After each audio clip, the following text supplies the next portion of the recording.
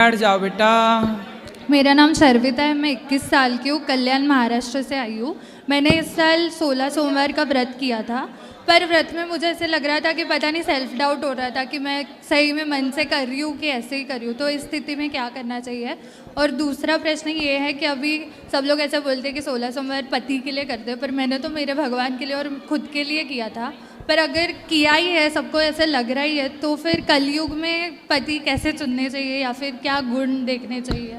आपको कैसा पति चाहिए? शंकर जैसा। हैं? शंकर जैसा। शंकर जैसा? पर वो तो मिलने से सांप रहे लटकाने अभी। वाला? अगर मन से अच्छे हो तो चलेगा। हैं? अगर मन से अच्छे हो तो सांप भी पहने तो भी चलेगा मुझे। भभूति रमाए चिता की राख चलेगा, पर शंकर जैसे होने चाहिए। शंकर जैसा आप कहाँ मिले? हिमालय में। हैं? हिमालय में। हिमालय में तो शंकर जी के भक्त हैं। शंकर जैसा तो केवल शंकर ही हैं। शंकर जैसा दूसरा कहाँ हो सकता है? तो फिर कलयुग में क्या गुण देखने चाहिए? आप में क्या गुण है पहले अपने बताओ। मेरे गुण मैं कैसे बताऊँ? अब पढ़ी हो? पढ़ रही हूँ, अभी ग्रेजुएशन हुआ है, MBA करने वाली हूँ।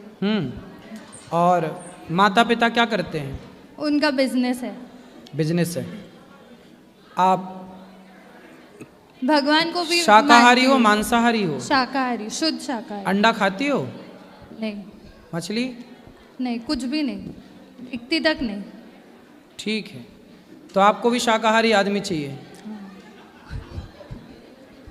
चलो मिलते हैं, मार्केट में अच्छी क्वालिटी के लोग भी हैं। तो पहले प्रश्न का उत्तर तो आपने दिया ही नहीं पहला प्रश्न क्या था?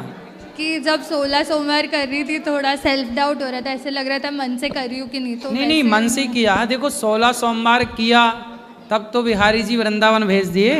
शंकर जी की कृपा है, ये तो फल है। और चिंता ना करो, आपको अच्छा पति भी मिलेगा। अच्छे लोग हैं बाजार में, चिंता ना करो। संसार में हर चीज मिलती है।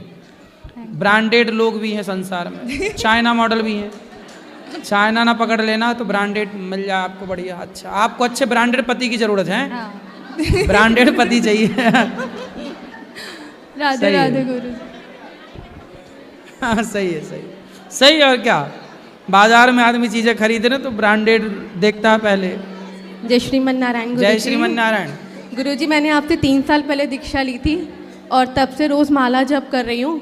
अब थोड़े थोड़े अनुभव होने शुरू हो रहे हैं मेरे को।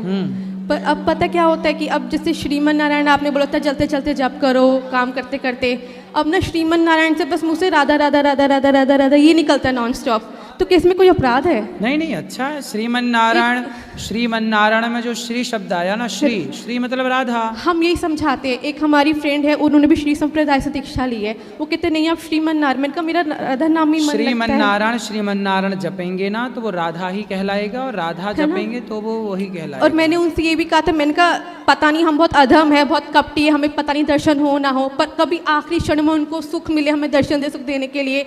तो मुझे राधा स्वरूप पसंद है, तो मैं इसलिए राधा राधा राधा जप करती हूँ। अच्छा, और मेरे को ना एक अनुभव तो होते हैं, मेरे साथ तो अनुभव दिखे हैं, मैं आपको दिखाना भी चाहती हूँ, आप अगर चाहे तो। क्या?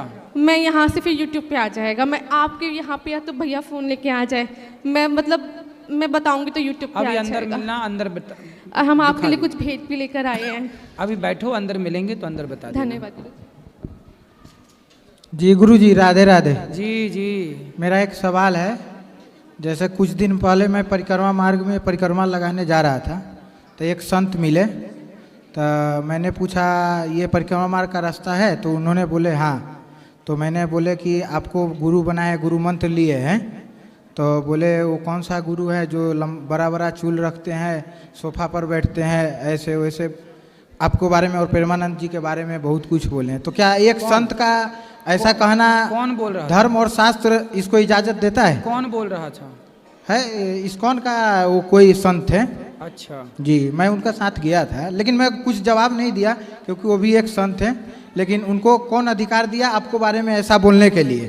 वो कौन होते हैं बोलने वाले आपको, चाहे किसी को भी? समाज की यही स्थिति है कि खुद को कुछ करना नहीं है जी, और कोई कुछ करे तो उन्हें कुछ बराबरी कर नहीं पाते तो वो गालियां देते हैं। जी, इसलिए लोगों का काम है कहना। शिशुपाल भगवान को खूब गालियां देता था, जी जी इसलिए हम लोगों को भी बहुत सारे लोग गालियां देते रहते हैं। जी आदत हो गई है सुनने की, जी कोई बात नहीं। आप जवाब देख दिया, आप पकड़ के ले आते कि चलो भाई देख लो, जाके देखो, देखो सेवाएं गौरी गोपाल में कितनी सेवाएं चल रही हैं, दिखाते हैं उनको भी। मैंने सब बात बोला उनको कि आप जाकर देखिए वहाँ पे क्या होता है, क्या करते हैं, नहीं करते हैं। फिर बिना देखे आप किसी को कैसे बोल सकते हैं?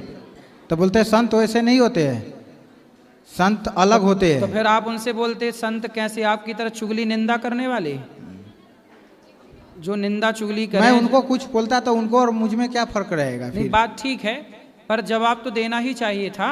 जी आप जवाब देते तो वो दूसरी बार बोलने से किसी और से बचते, लेकिन आपने नहीं जवाब दिया तो वो दूसरे से भी वही कहेंगे, तीसरे से भी वही कहेंगे, चौथे से भी। इसलिए आपको उनकी तरह गाली गलौच नहीं करना, उनकी तरह गलत नहीं बोलना, पर उनके उत्तर तो देना ही है ना, उत्तर तो देना ही चाहिए। जी, राधे राधे गुरु जी। राधे राधे।